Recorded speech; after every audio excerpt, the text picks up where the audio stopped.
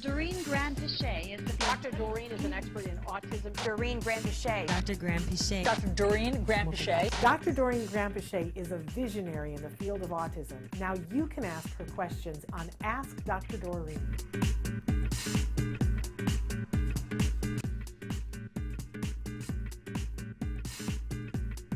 And I've been practicing because I have a beautiful name here. I'm afraid I'm going to slaughter it. Sriniketh has written in. I hope I've said it even close to. She says, hello, Shannon and Dr. Doreen. Thank you for all the help to many families. My concern is, can a 30-minute EEG with 10 minutes of wake time and 20 minutes of nap diagnose seizures? She goes on to say, my son is 4 years old, nonverbal, and did not like the EEG cap on his head, but we could manage because he had a nap. Not sure how he can take the 48-hour ambulatory EEG and how we can stop him from pulling it off. So, interesting. So the first part, I honestly don't know. I can just tell you that this is something for a medical doctor to be able to tell you. And if they're telling you that 20 minutes is sufficient time for them to detect seizure activity, then there you go. The second part has to do with how do you actually increase or keep an EEG cap or any other medical device on a child who doesn't want that medical device there. And this is one of those things where, you know, it is actually something that behavior analysts should know how to do. And we call it medical facilitation. And it has to do with teaching the child using shaping techniques to endure medical procedures. Putting an EEG cap on is one of those.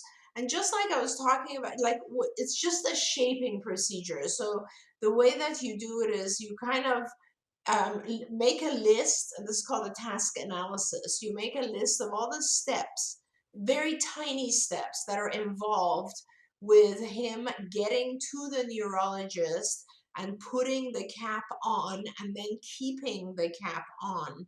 Or if they want to give you a cap to take home where you would keep it on him for 2 days, then the procedure is just about keeping the cap on. It's not so much about going to the doctor's office, but it's about lengthening the duration of time he keeps the cap on.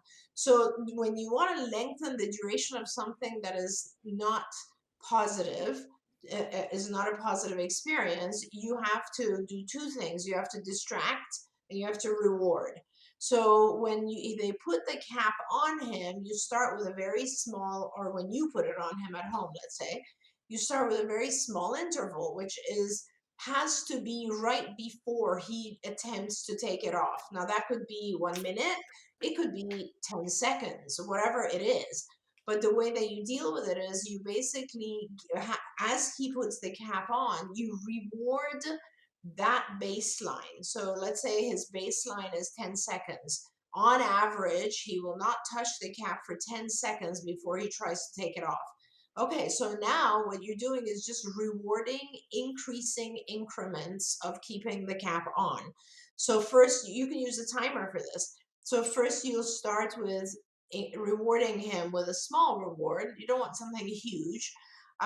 Like maybe something that also doesn't take a long time to do. So like an edible would be good, like a M&M, or maybe just praise if that means a lot to him, or turn on the TV for 30 seconds or something that is meaningful. Maybe give him a little toy that he can play with. And so you reward him, and then that's the session for that moment. Then later you do it for 15 seconds. And then the next session, you do it maybe for 20 seconds. And you have to be careful, because if you go too long, if you move the session length, make it longer too fast, the child might say, okay, this isn't worth it. Like, I'm not going to keep this thing on for 30 seconds when they're only giving me one M&M. It's just the balance of the value of the reinforcer and how difficult it is for him to keep the cap on. It has to have a balance, right? So you might, as the duration of time increases, you might want to increase the reward.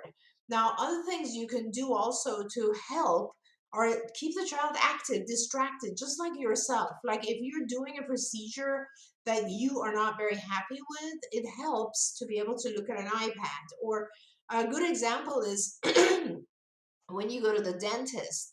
Nowadays, a lot of dentists have a TV screen so that you're not focused on what they're doing, you're focused on whatever show you want to watch on TV. And that's exactly what you're going to be doing for that 48-hour period. You got to keep him very busy. You got to, give him things high, increase the reinforcement during that period of time, and give him back-to-back activities. Now, that's all you can do from a behavioral perspective. Sometimes neurologists will also help by giving medication that will kind of make the child less likely to be irritated by the object. And then they're okay with it. But those are kind of the things that a behavior analyst would help you do. Hopefully that helps you.